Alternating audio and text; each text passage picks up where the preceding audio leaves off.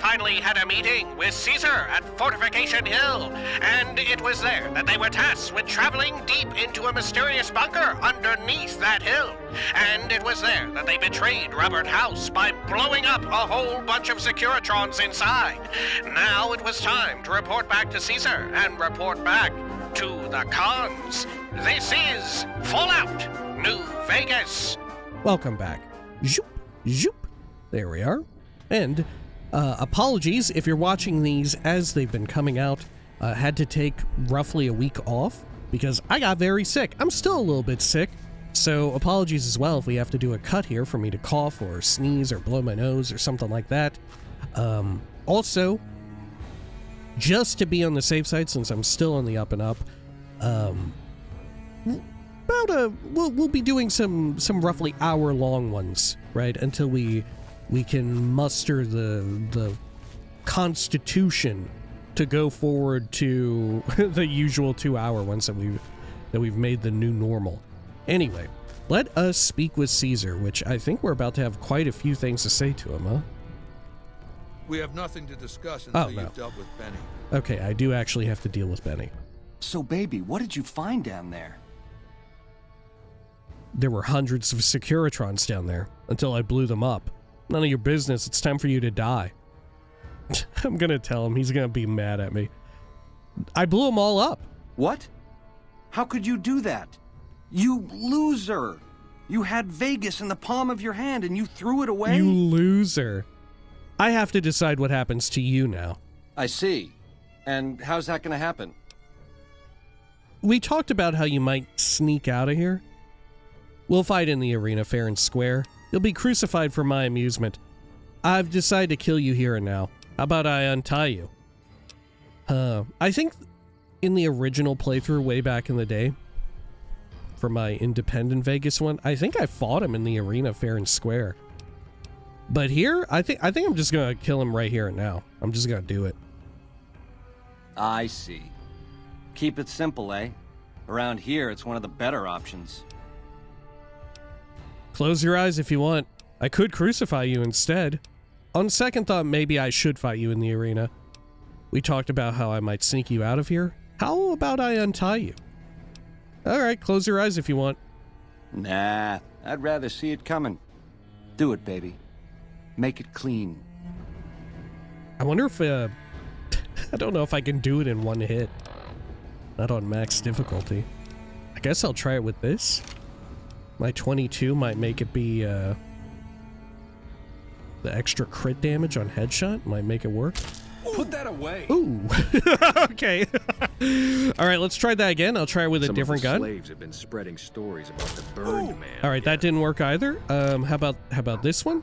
This one's a little bit higher powered. Nope, that one didn't work either. Yeah, we're not getting the sneak crits off. Okay.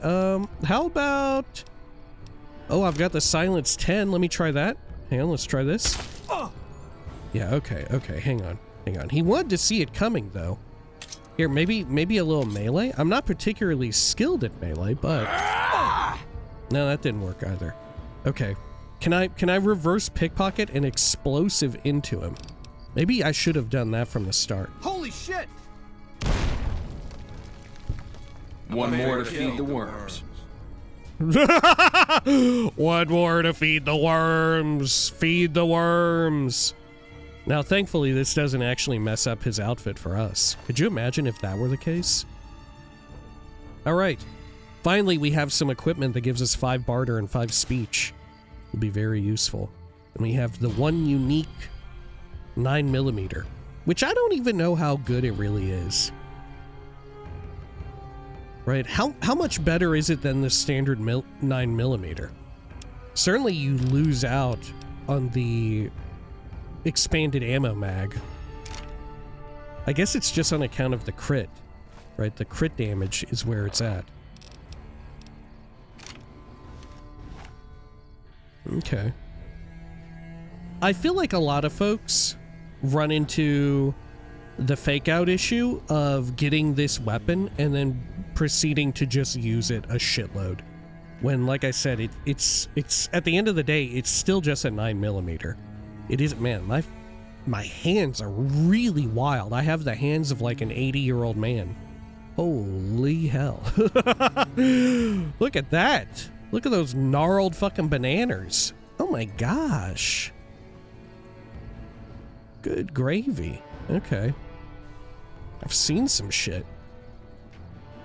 But yeah, I feel like sometimes you run into the issue of like deciding to use this gun just because, you know, it's the gun that shot you in the head and almost killed you.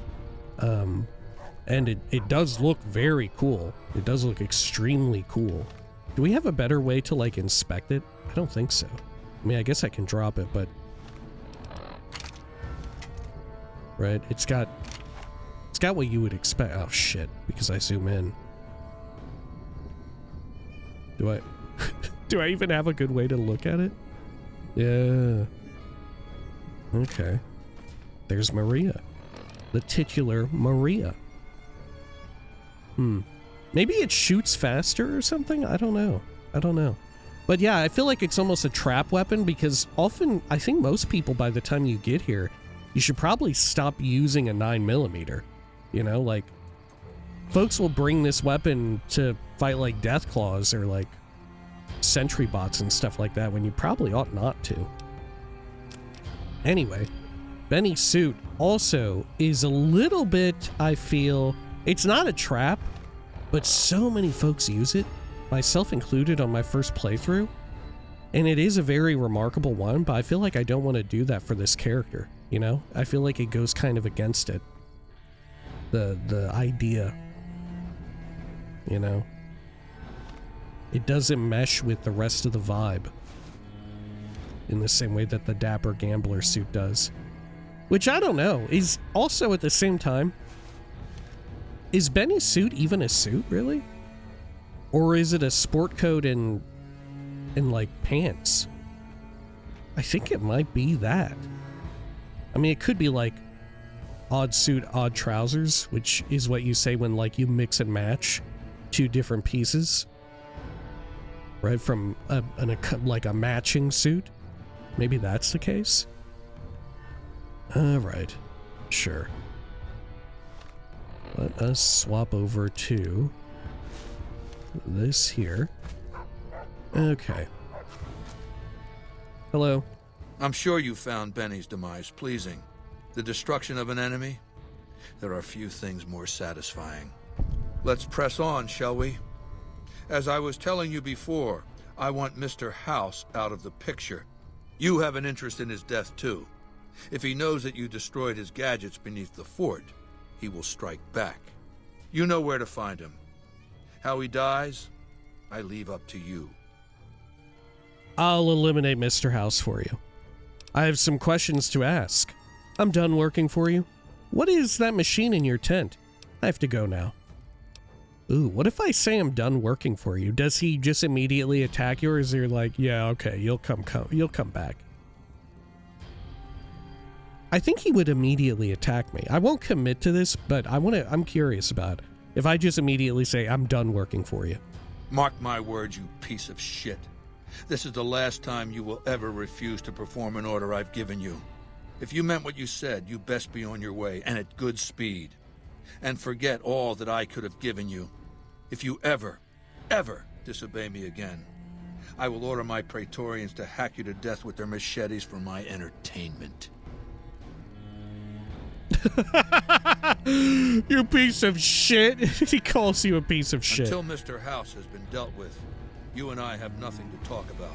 Okay. So let's reload that. I still want to get more exposition of him, of course. I'm sure you found Benny's demise pleasing. The destruction of an enemy? There are few things more satisfying.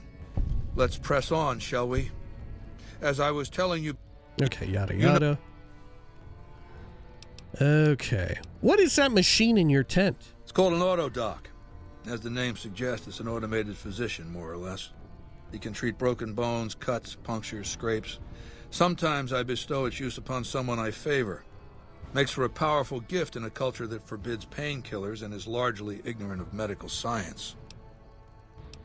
They forbid painkillers because they would be like a narcotic. Okay. Right, Med-X. I have some questions to ask. What did you want to know? I guess we should start from the top here, no? Are your bodyguards special in any way?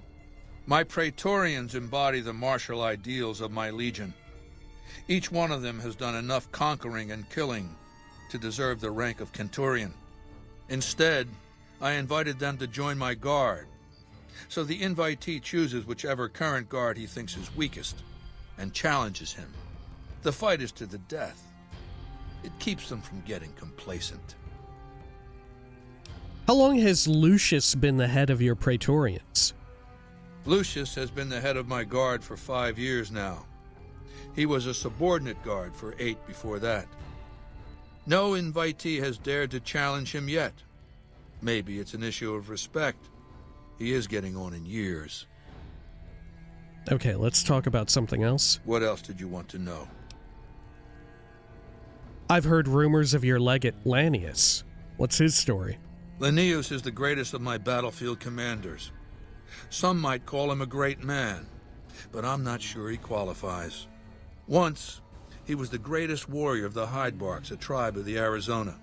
Maniacal in battle. Sometimes he'd ambush Legion patrols by himself. When after several months we found and surrounded the Hydebarks camp, their chieftain raised a banner of surrender. The warrior, who was not yet Linnaeus, went insane with rage. He struck down his chieftain and attacked his own tribe. What happened when Linnaeus attacked his own tribe? I do find it fascinating, the relationship between the two of them. Right? When we eventually are able to speak with Linnaeus later, don't we come to find that they don't quite exactly respect each other as, like, people, but more so they respect each other on, like, the terms of them able to be, their ability to accomplish their own roles within the Legion, right? One as a leader and another as, like, a murder man, right? Like, in many ways, I feel like they find the other party to be somewhat revolting, right? Somewhat repulsive, right? Like, I don't think Caesar necessarily thinks highly of Linnaeus for his, like, monstrous behavior or whatever. He finds him to be, like, subhuman in some ways. And similarly, I think Linnaeus himself views Caesar as a bit of a, like, pansy, right? He sees him as, like, weak, as frail, as like a necessary means to like lead their military force, but otherwise as someone who is incapable of holding his own in a fight. You know, for so much of their society to be built up around, like, a natural selection and, like, the strongest will survive and should be the ones to lead. That is not necessarily the case with Caesar himself, right? Especially from the purview of Lanius. Anyway, what happened when Lanius attacked his own tribe? He killed 15 before they brought him down.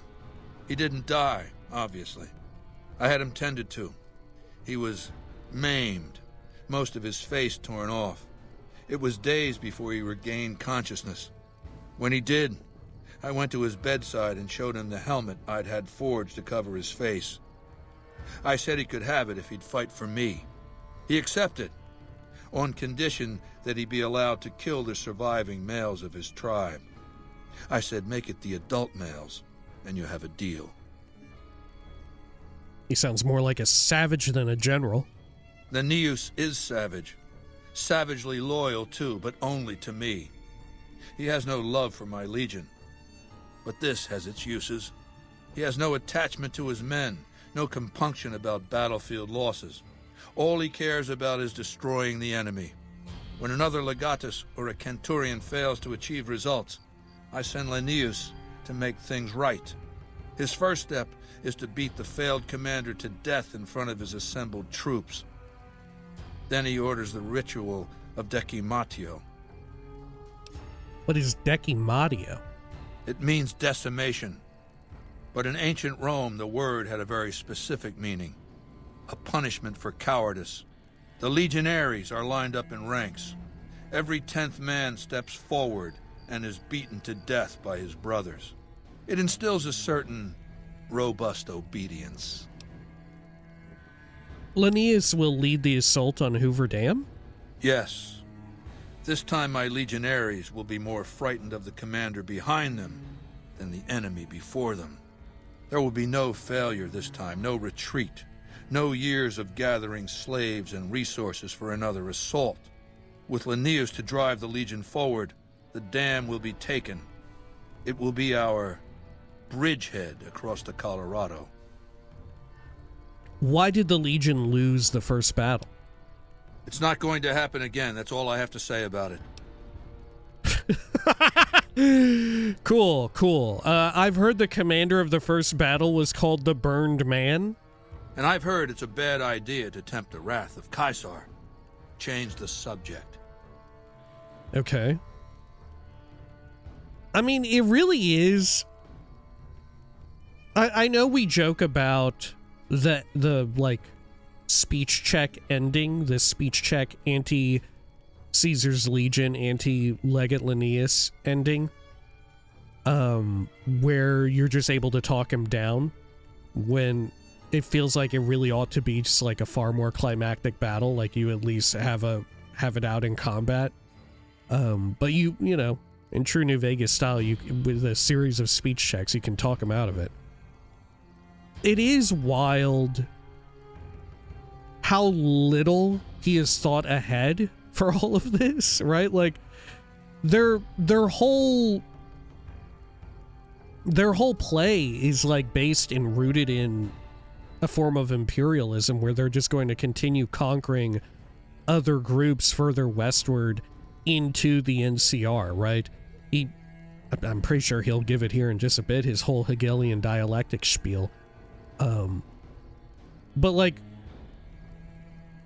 he has so much confidence that he'll never have another setback of a loss as he moves into the NCR heartland with a force that predominantly uses melee, right? Their main artillery just happens to be what they have here at the dam, that one howitzer. Like, how do you intend to take on the NCR? Especially when there are, like, so many of the tribes that Caesar's Legion would have absorbed. The NCR has already kind of absorbed them. The tribes further westward. Like, tactically, the plan does not hold up at all. He's just like a maniac. He's just hell-bent on this one objective and has very little foresight into the future, I feel. Right? Like, I know that is meant to be the folly, but it's wild how dead set he is on it. I can't help but wonder, like we had said here, we're going to speak on spoilers for the game. I cannot help but wonder if this is tied to legacy, right? He wants to do the man Caesar, what's his name? Edward Sallow or whatever it is, his real name. I cannot help but wonder if his true motivation for this is that he knows he's dying, because he is, not just on account of, like, you know, he's getting older and aging and he's in like a violent world and is liable to die, but he very literally has like a brain tumor right now that is killing him and he doesn't have a solution. I cannot help but wonder if part of his reason for pushing the dam in this short-sighted mission is because he doesn't care. He wants to leave his own mark on the world. He doesn't care that there's no, like, viable future plan for the Legion to continue pushing westward. He doesn't give a shit. It's entirely motivated by his own ego, right? He's egocentric, which, I don't know, case in point, look at Caesar's Legion, right? A lot of you know, you don't need to look around too much here to see that it is very ego-driven for him in a weird way. I wonder if, like, he did have these great plans for, like, Caesar's Legion sort of being this great force, adapting and evolving and all of that, but when he came down with his diagnosis, he realized it's just about him, right? He's on a very self-serving path, with his ideas of like pushing into Vegas, you know, with his ideas of pushing further westward against the NCR, because there's just no way he can win, right? He doesn't have enough dudes, and I don't think he's capable of like moving troops that fast, you know? Like, we don't hear, how does he even move his troops? You know? At least with the NCR, you could reasonably expect, like, okay, maybe they do like vertibird drops, or we know that vehicles off camera, out of the game, vehicles work in some form or function. How is he moving his soldiers aside from just like marching them? You know, like the ability to get reinforcements as you're like approaching their own core, right? The NCR's core. It would be different if he were on the defensive, but they're on the defense. They have all their shit right there. I don't know. It don't make much sense. I think it is meant to be like a short-sighted plan because it's meant to be self-serving for him, right? It's meant to be like he's trying to establish his legacy in this fucked up doomed world, you know? And the legacy is maybe less so the Legion itself and more so what he was able to accomplish with it while it was called Caesar's Legion or whatever, right? And that also kind of ties into what we learn about his character in the show in that particular note, remember? I feel like that goes hand in hand with that. Anyway, let's talk about something else. What else did you want to know? How did you capture Benny? I'll hand it to that piece of shit. He was determined. He used some kind of old-world stealth device to get across the river in a Legion boat. Seems the device ran out of juice once he got here, but he was dressed like a legionary. He was caught just outside the weather station. See, thing is, he didn't change his hairstyle. To go to all that effort and fail because you're too vain to mush your hair. Well, what happened after Benny was caught? He was brought before me along with the platinum chip. That's how I knew he wasn't some kind of profligate infiltrator. Benny tried to sell me a story, but Lucius has a way of coaxing the truth out of captives. Everything just comes spilling out. Okay, something else? What else did you want to know? What do you think of the NCR? I think this is where we get the Hegelian dialectics spiel. Do you want my opinion as a former citizen or future conqueror? Actually, my opinion's the same either way. As a young man, I was taught to venerate President Tandy of Shady Sands, the founding mother of the new California Republic. Did you know her presidency lasted 52 years? And that her father, Aradesh, was the Republic's first president? Does that sound like a democracy to you? Or a hereditary dictatorship? President Tandy was voted into office each time. Because the council didn't dare oppose her. She was too popular. She had the people's love. So things ran smoothly, more or less. And as soon as she was gone, as soon as there really could be democracy, what happened then? Ever since losing its queen, the NCR has been weaker, more diffuse. Democracy has been its weakness, not its strength. How was the NCR weak? Greed runs rampant. The government is corrupt, accepting bribes from Brahmin barons and landowners to the detriment of citizens. The NCR is a loose conglomerate of individuals looking out for themselves. It's lost virtue. No one cares about the collective, the greater good. It's not built to last. I'm just hastening the inevitable. Well, surely the NCR is a powerful foe. Yeah, like I said, a lot of his stuff is like, I don't know, ideologically sound. He just wants to go through with very fucked up means to addressing like the NCR's problems. But I do genuinely think that his push further westward into the area, especially with like his standing military the way that they are, like anything past Hoover Dam, like what plan does he have? I think Hoover Dam is a conquest built purely on ego, you know? Because if he did want to have a chance, he would need to, like, continue building east of the Colorado, east of Hoover Dam. You know, becoming more of a formidable force because, sure, Caesar's Legion is implied to be significantly bigger than we see here in New Vegas. But like we said, their big issue is that in the game of logistics, moving people and weapons and like artillery from point A to B, the NCR has them like massively outgunned. Anyway, surely the NCR is a powerful foe. Of course. The most powerful my legion has faced. Also the first to which I am ideologically opposed. Until now, every tribe I've conquered has been so backwards and stunted, enslavement has been a gift bestowed upon them. My conquest of the Mojave will be a glorious triumph, marking the transition of the Legion from a basically nomadic tribe to a genuine empire. Just as my namesake campaigned in Gaul before he crossed the Rubicon, so have I campaigned and will cross the Colorado. Right. Okay. Let's talk about something else. What else did you want to know?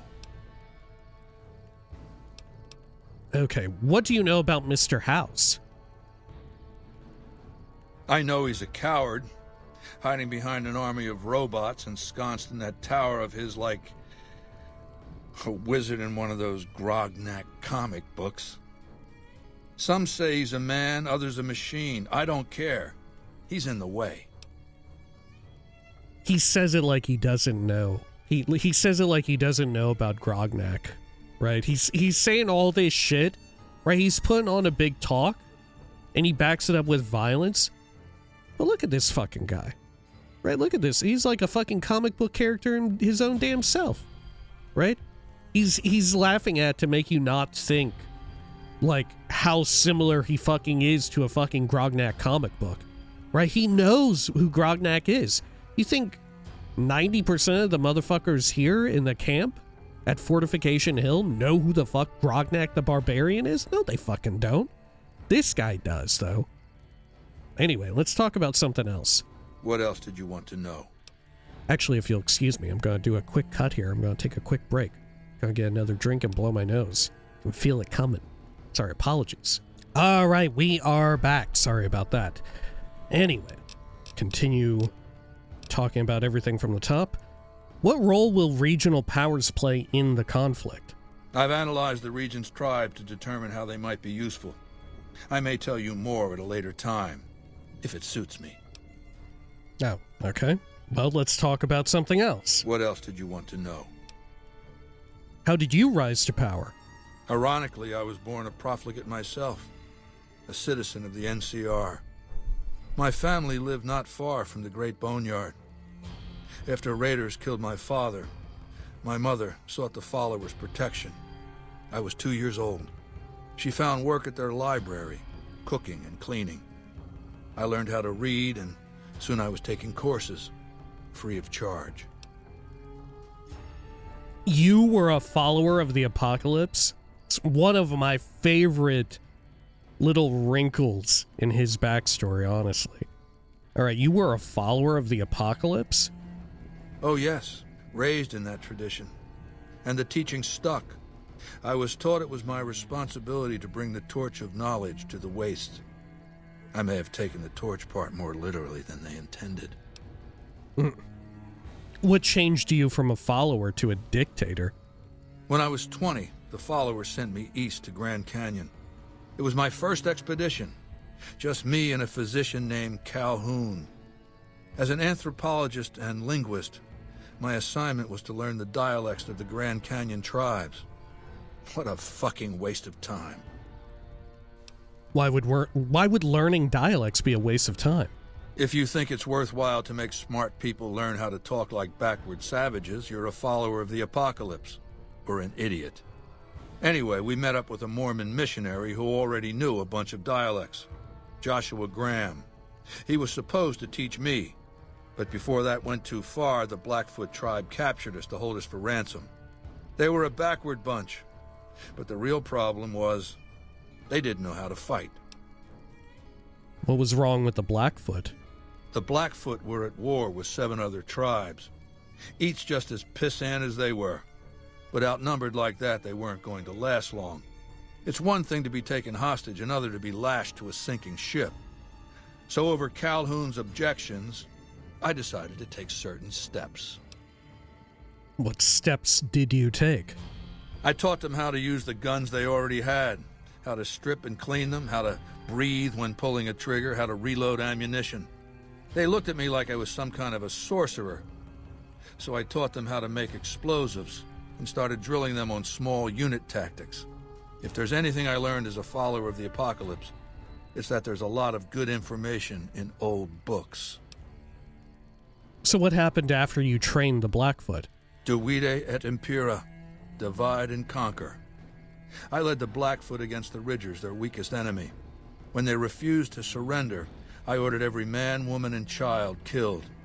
When next we surrounded the Kaibabs, and they likewise refused, I took one of their envoys to the Ridgers' village and showed him the corpse piles.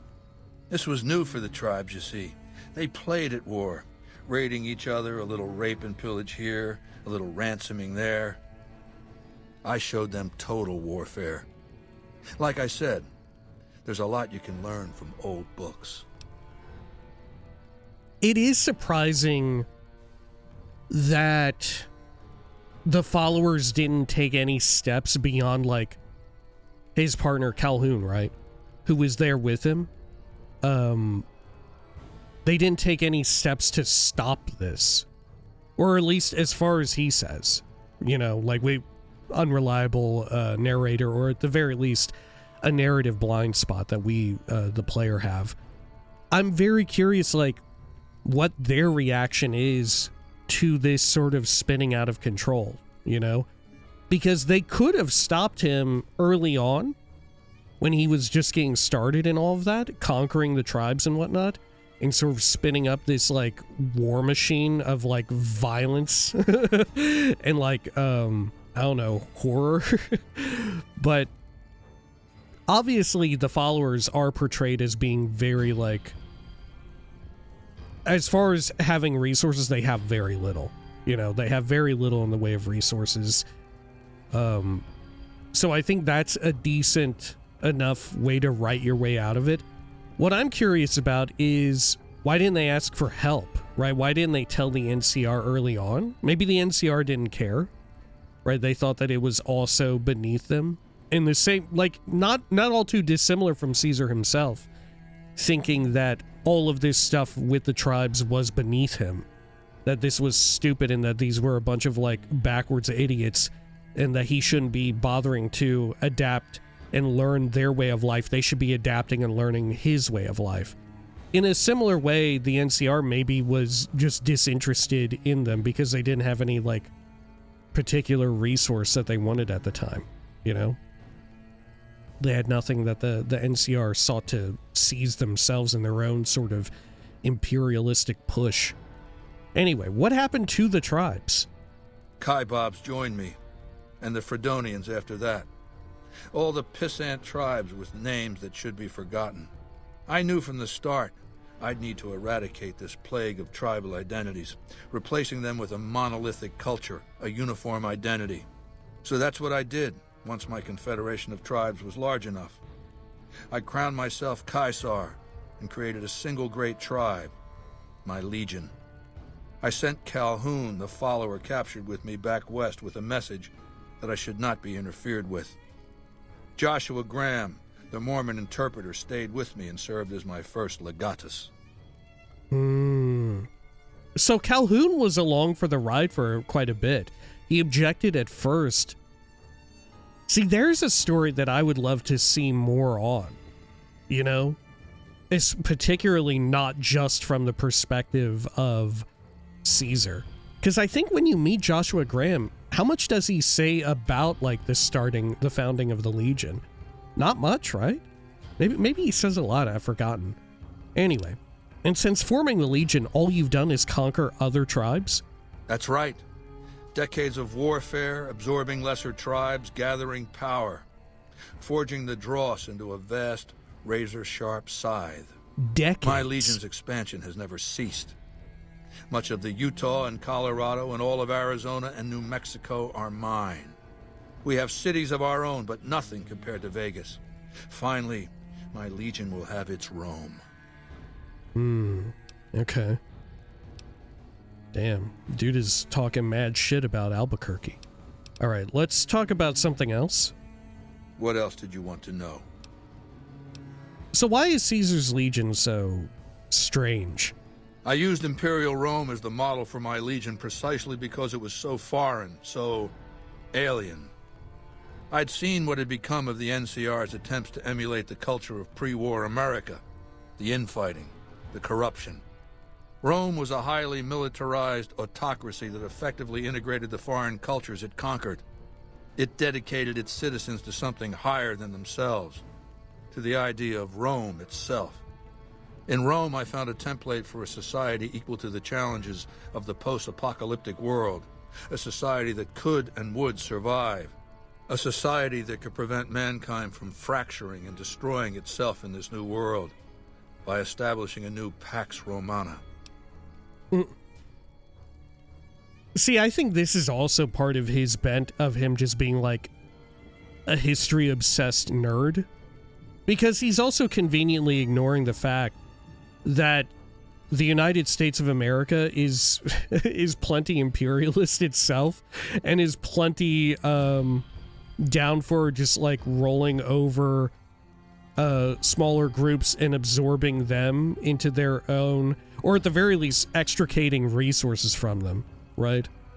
True enough, thanks to democratic initiatives, you get more nuance and more opportunity for kindness, but you know, historically, and especially in the world of Fallout, let's also keep that in mind, especially within the world of Fallout, the United States of America is particularly fucked up. And man, yeah, I would love to hear what he would have to say on the Enclave in particular. Right? The Enclave in particular. Yeah, man, yeah. Does he ever, if you side with the Legion, does Caesar ever speak about the Enclave? I don't know. Anyway, what does Pax Romana mean? It means a nationalist, imperialist, totalitarian, homogenous culture that obliterates the identity of every group it conquers. Long-term stability at all cost. The individual has no value beyond his utility to the state, whether as an instrument of war or production. Yeah, this is the talk. But yeah, this gets into some of his ideology because it's survival at any cost. You know, it's survival at the greatest cost of any form of individualism, just absorbing everything into the monoculture of Caesar's Legion, of like his own ideas of ancient Rome. So you'll destroy the NCR because you hate its inefficiencies? This is the big one. No, I'll destroy it because it's inevitable that it be destroyed. It's Hegelian dialectics, not personal animosity. Okay. Now this is the qualm that I have with not the game, but a lot of people who think on the game. There is... All right.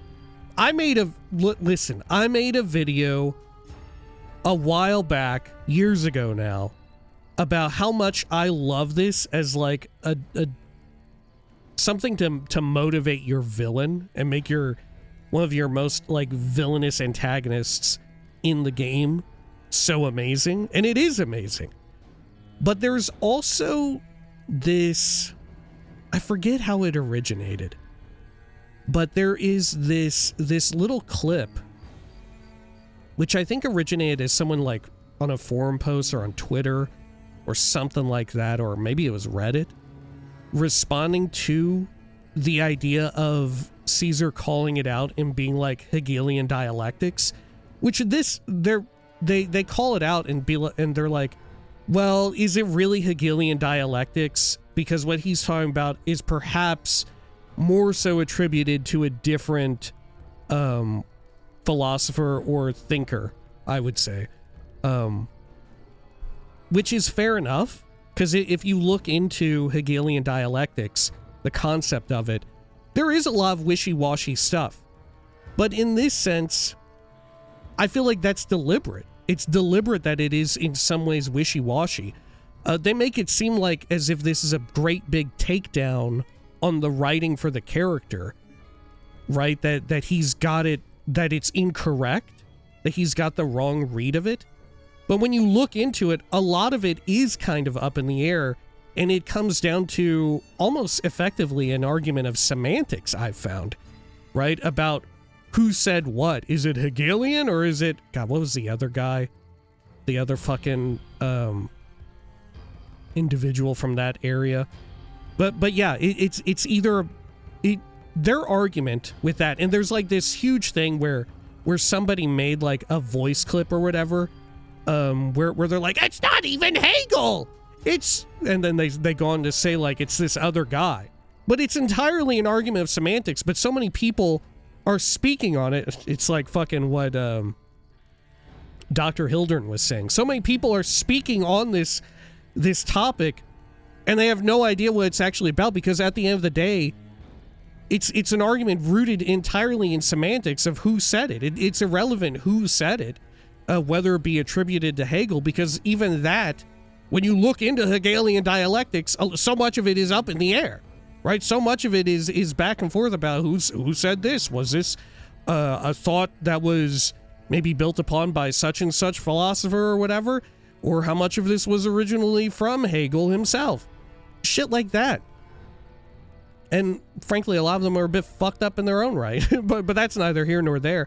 But it's meant to be this big takedown, and you still see to this day, whenever people bring up Caesar and Hegelian dialectics and the writing of such in New Vegas, you see people post that as if that is some immense takedown, when at the end of the day, it's an irrelevant argument based purely in semantics and who it should be named after, right? The entire argument of that post of the voice clip or whatever video or whatever it was that originally existed, it's all based around like the semantics of it, of who was the original one behind the idea, not the idea itself. And right, like I said, the truth of this, of the root of the problem being like, well, where did it originate from? That's true in real life. People still talk about that. People talk about that all the time.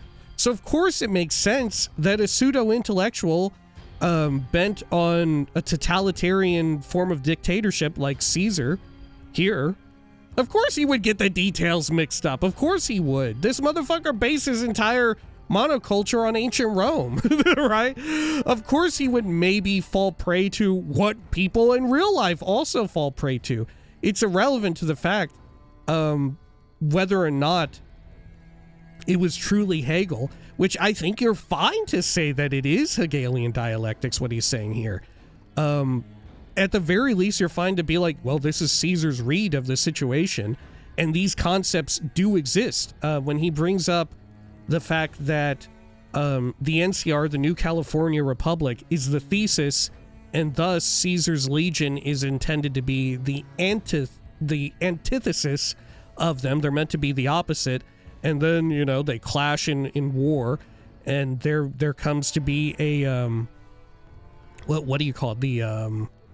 The synthesis, right? The synthesis of the two of them, and that's the perfect form of going forward with life and civilization in the wasteland, right? Which is what he'll say here. None of that is invalidated by a semantic argument about whether or not this is Hegelian dialectics or truly the dialectics brought up by the mentor, I guess, or the person that Hegel built on top of, or even the person who came afterwards, right? It's irrelevant in the grand scheme of things, and nobody wants to get into the talk about how fucking wrong it is, but nonetheless, that shit, whatever that post was, it set us back like 5 million fucking years, is enough what I'm willing to say. I made a fucking video about how cool I thought it was that this motherfucker was talking about Hegelian dialectics, and for months It ruined my fucking life! Anyway. Hegelian dialectics, what are those? How do I put this basically enough? It's a philosophical theory, the kind you might encounter if you took time to read some books. The fundamental premise is to envision history as a sequence of dialectical conflicts. Each dialectic begins with a proposition, a thesis, which inherently contains or creates its opposite, an antithesis. Thesis and antithesis. The conflict is inevitable, but the resolution of the conflict yields something new, a synthesis, eliminating the flaws in each, leaving behind common elements and ideas. What's dialectic about you and the NCR? The bombs wiped the slate clean. Human civilization descended to a level of ignorance that effectively set our cultural progress back to zero. The NCR has all the problems of the ancient Roman Republic: extreme bureaucracy, corruption, extensive senatorial infighting. Just as with the ancient Republic, it is natural that a military force should conquer and transform the NCR into a military dictatorship. Thesis and antithesis. The Colorado River is my Rubicon. The NCR Council will be eradicated, but the new synthesis will change the Legion as well, from a basically nomadic army to a standing military force that protects its citizens and the power of its dictator.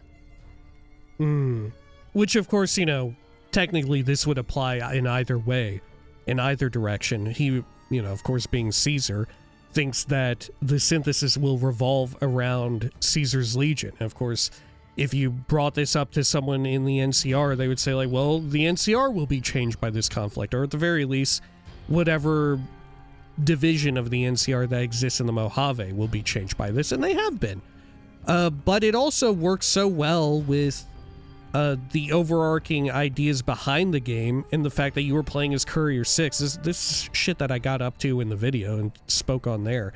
The synthesis, or at the very least, the catalyst of it all, the resulting wonder that comes from their conflict, is Courier 6. It's you, the player. You are the avatar of change here in the Mojave. That's what's kind of amazing and beautiful about the way in which it's written.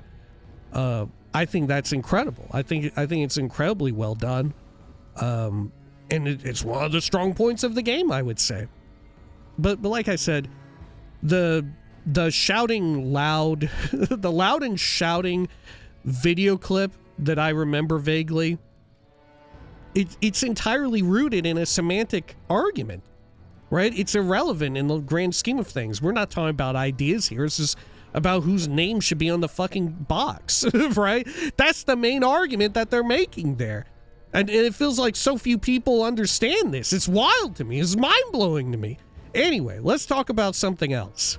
What else did you want to know? We'll ask again about the machine in his tent. It's called an autodoc. As the name suggests, it's an automated physician, more or less. It would suggest that it's an automated doctor. It can treat broken bones, actually. cuts, punctures, scrapes. Semantic Sometimes argument. I bestow its use upon someone I favor. Makes for a powerful gift in a culture that forbids painkillers and is largely ignorant of medical science. Okay. I guess we'll piss him off. Right? What do I have any other business here at the camp? I don't think I do. I'm done working for you. Mark my words, you piece of shit. You piece This of is the last shit. time you will ever refuse to perform an order I've given you. If you meant what you said, you best be on your way, and at good speed. And forget all that I could have given you. If you ever disobey me again, I will order my Praetorians to hack you to death with their machetes for my entertainment. Yeah, he's just a fucked up evil guy.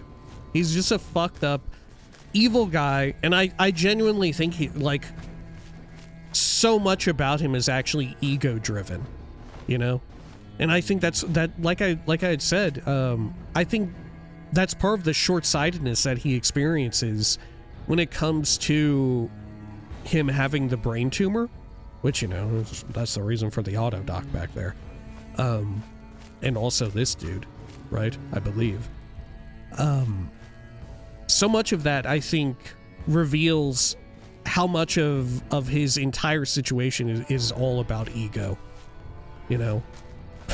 Well, I think also if you just take a step back and see in the way in which he's absorbed all of the different tribes and like he said, forced them into a monoculture and obliterated all of their individual identity beforehand, right? He just doesn't give a shit. Spreading stories about the burned man again.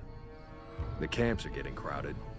Because he's mixing together these ideas of like survival at any cost, the like proliferation and continuation of humanity at any cost. He's conflating that also, or not conflating it. He's just combining it with his own egocentrism, which, you know, is nothing new for a dictator, right? It's nothing new for someone who wants to establish an immense dictatorship and a fucking empire, literally, in his words. The camps are getting crowded. Some of the slaves have been spreading stories about the burned man again. But also, I do think it is important to have, on some level, a villainous character like him to have, like, those faults. Because villainous individuals like him so often do have faults like that, right? They often are, they, like, you know, it's true to life. True to life. All right, Lily. Let's head on out. Dearie, let's go. I have no idea where Rex is. I have even less ideas of where Rex is now. It's gotta be said. Okay. Some of the slaves have been spreading stories about the burned man again. What do you need from me? I can fight in the arena. What do you know about the burned man? It's not something we like to speak of. The burned man was our greatest warrior, even greater than Legate Lanius. But he failed Caesar at the dam. He's been dead for several years now. But the rumor is that Caesar has scouts out looking for him all the same. The burned man was a very tough man. Okay, I have to go now. Go. Some of the slaves have been spreading stories about the burned man again. Hello? Yes? Can I do any trading here? Here. Like some healing powder? Come back in a day if you need more. Oh, I got the okay. Okay. Goodbye. Okay. I forget, do they even have a trader? Do they even have someone I can buy and sell with? I think they do. But I've forgotten where or how. Is it you? What? What? No, okay, goodbye. Later! Later.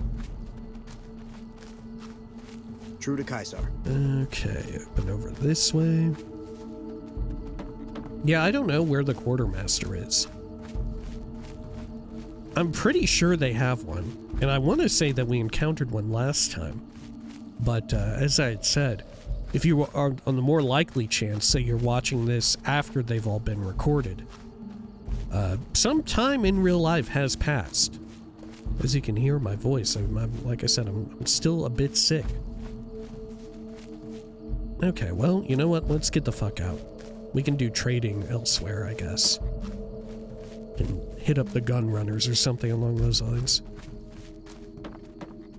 I can finally go back to the cons as well, right?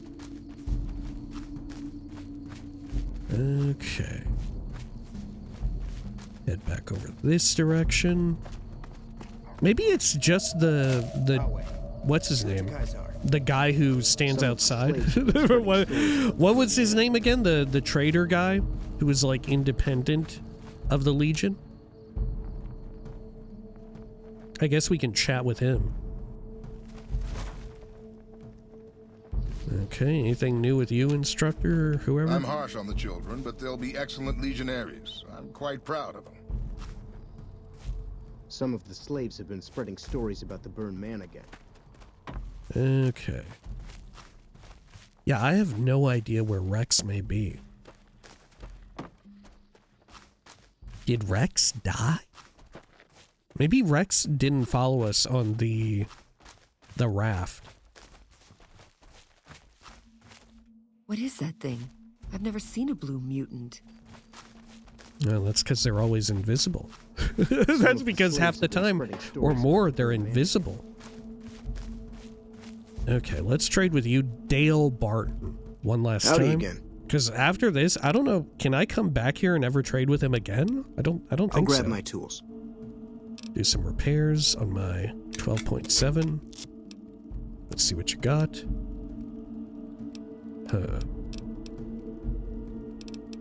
Did his items change out at all? I don't think so. Yeah, I don't think so. I think this is all the same stuff. Okay, I'll get rid of the machete. And anything else I should get rid of here? I guess I could sell an ant egg. Got some scorpion glands. Definitely get rid of them. Scrap electronics if I wanted to get rid of that. Oh, I've got pressure cooker. What did I need a pressure cooker for something? I think it's just an extra. I'm gonna get rid of it. I'm gonna get rid of the scrap electronics too. I'll just sell it right here. Deathclaw hands. I'll sell those. Coffee pot. I think I need to keep.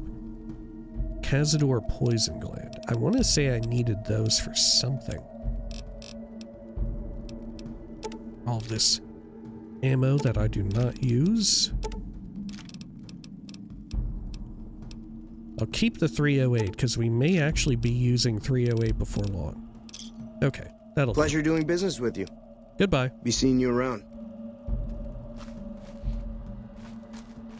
And then, how do I get out of here? I speak with you? Some of the slaves have been spreading stories about the burned man Oh, again. fuck. How do I get out of here? Oh, over this direction. Yeah, someday I'll have to do a Caesar's Legion run through. Oh, yeah, there's Rex. Follow me. Okay. I'm looking forward to getting sent across the river. You may proceed. Your belongings will be returned when you leave. Some of the Are these slaves my have been belongings spreading here? stories about the burned man again. Sarsaparilla. Empty sass. Okay. Lucullus. Awe, are you ready to return to Cottonwood Cove? I am. I'm ready to return. Very well. You retrieved your confiscated equipment on your way out of the fort. Okay. Cool. Look, we'll just pretend like Rex was growling at the Legionary, but in reality he's probably growling at me for having the hat on. Okay, now we can report back to the cons and all of that. Right, we got everything done out that way. Okay. Let's see over here. Good, good, good.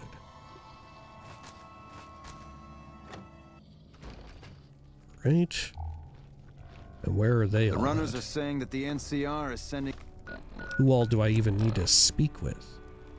Return the Legion's slave ledger to Regis, which we picked up at the camp. Bring evidence of Carl's plan to Papa Khan. in their elite Okay. shock troops. So to we'll try meet and with push Regis back the first. Legion. There's Carl. Is this Papa Khan back here? Yeah. Hello, Regis? You're becoming quite the political agitator. I can't say I'm displeased. Okay. Have a look at this book. It'll show you what happens to tribes that ally with Caesar's Legion. Let me see. My God, this is even worse than I thought. Okay, you have my support. I'll tell Papa the alliance is a bad idea. Okay. Well, I would like to talk more about the Great Khan's alliance with Caesar. What do you want to know? I lied. Nothing. Never mind. Suit yourself. Okay. I have to go now. Until next time. And then let's go Wish there stir were more like you. Papa Khan from his slumber. Oh, he's already woken up on his own. Okay. Hello? All four of my most trusted advisors have told me we should break our alliance. Maybe I should hear you out after all. I've come to ask the Great Khans to break their alliance with Caesar's Legion. you should look at this. It's Carl's journal, and it's very revealing of his true opinions. Yeah, I've come to ask the Khans to break the alliance. I've heard some things from my most trusted Khans that makes me wonder whether this alliance is a good idea after all.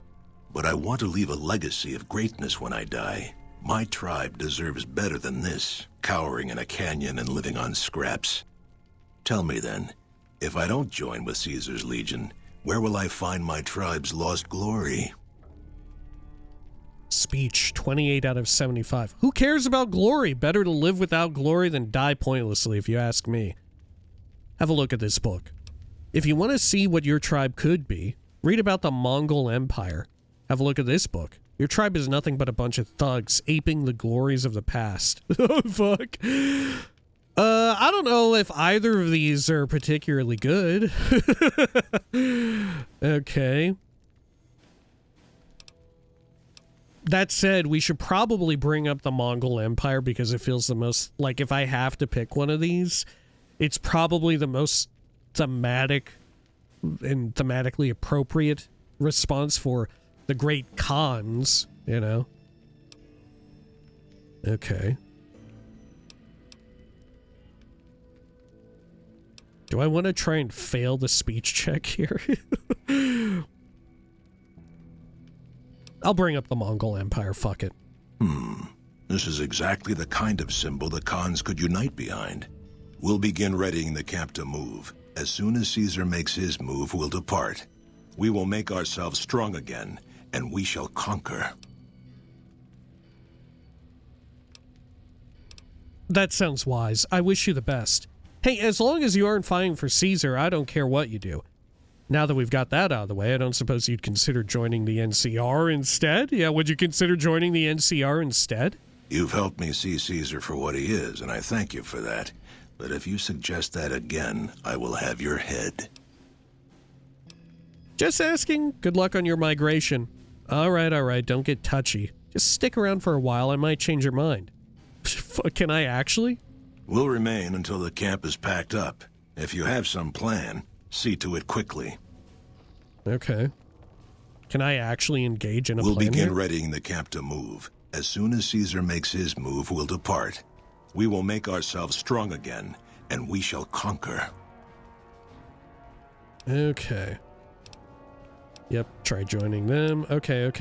Hang on. The runners are saying that the and then NCR... we'll chat with Regis, I think. Something else you wanted? Huh.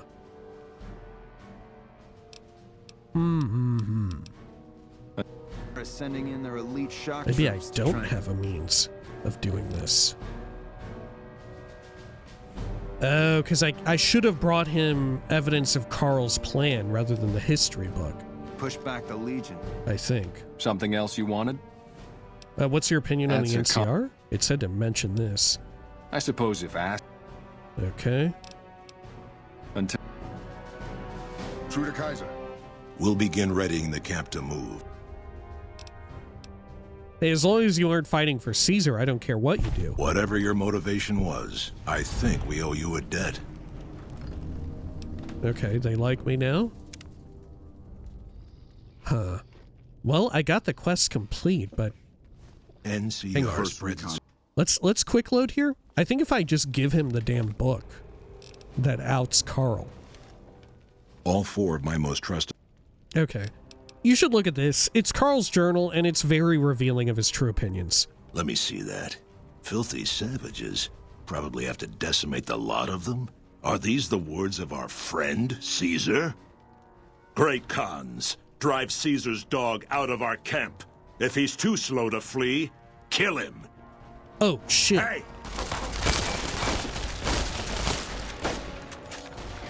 Well, that's the end of that. That's I wish the end there of were that. more like you. Okay. Cool.